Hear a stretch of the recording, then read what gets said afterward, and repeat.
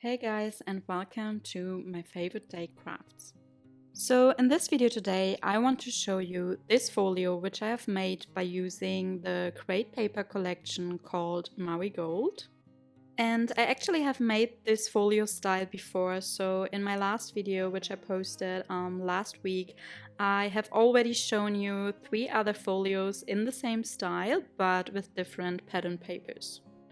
And for this folio style, I definitely got inspired by Let's Get Scrappy here on YouTube, so I will make sure that I put her original video where I took my inspiration from in the description box down below. So she actually did a 4x6 inch folio, and this one is 6x8 inches. So hers was great to use up some scraps as well. So if you haven't seen it yet, you should definitely go and check it out. She does amazing albums and folios, and I really love watching her videos. And because a lot of you asked for a tutorial on this folio, I actually filmed a tutorial and you can now find it on my YouTube channel as well. So if you're interested in making this folio, you can go and check it out. Okay, so let's just start, and first I want to show you what I added to the back cover. So as you can see here, there is a tag pocket and a tag inside. And if you have watched my previous videos on my mini albums and folios, you will probably have already noticed that I really love to add these tag pockets to my back cover.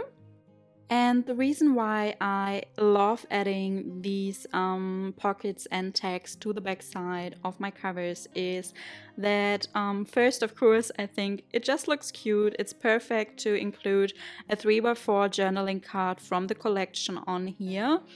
And then I just like using these tags for a little note. So when you're giving your folio or your album to a friend or family member as a gift, you could just write down a note and the date maybe and the occasion on the tag. And then instead of a card, which you would give along with the folio or your album, you have your greetings on the folio itself on the back side of the cover. So as I said before, this is a 6x8 inch folio, but actually it's not 6x8 for the cover. So the cover measures 6.5 of an inch by 8.5 of an inch. And then the spine measures 1.5 of an inch. And as you can see, I didn't add a lot to the album cover, so I actually kept it very simple. I just added some pattern paper, of course, and then also this scalloped frame and a sticker which I got with the collection as well. So this bow sticker, and yeah, so there is nothing placed on the frame yet, so you could add a journaling card here, or you could also write a title or stick a title to it by using some alphabet stickers, and that's what I would usually do. So if I'm giving this as a gift to a friend, you could add a name on here, or you could also add any other personalization by adding a title. So now let's just open up the folio and have a look on the inside. So as you can see, there is the left and the right side, and on the left side there is a booklet, and then on the right side we have a waterfall. And the booklet on the left side is just the perfect size to add your 4x6 portrait full-size photos on here. And as you can see, you wouldn't cover up the pattern paper completely, so you could still see the beautiful pattern paper in the background. And then, of course, you could also add some stickers or some journaling to the page as well. But of course, instead of adding one full-size photo to a page, you could also add smaller photo sizes like 3x4 inch photos in portrait style to the page as well. So you could add, for example, 2 like I'm doing here, and then you still have space next to the photos to add a sticker or some journaling or whatever you would like to add there, or you could just leave it as this and have your pattern paper be shown. And then while I wouldn't probably add a landscape photo in size 4 by 6 inches, you can definitely add 2 landscape photos in size 3 by 4 inches on one page as well. And to open up the folio, I included a ribbon pull tab, and I actually think I saw this as well in the video from Let's Get Scrappy.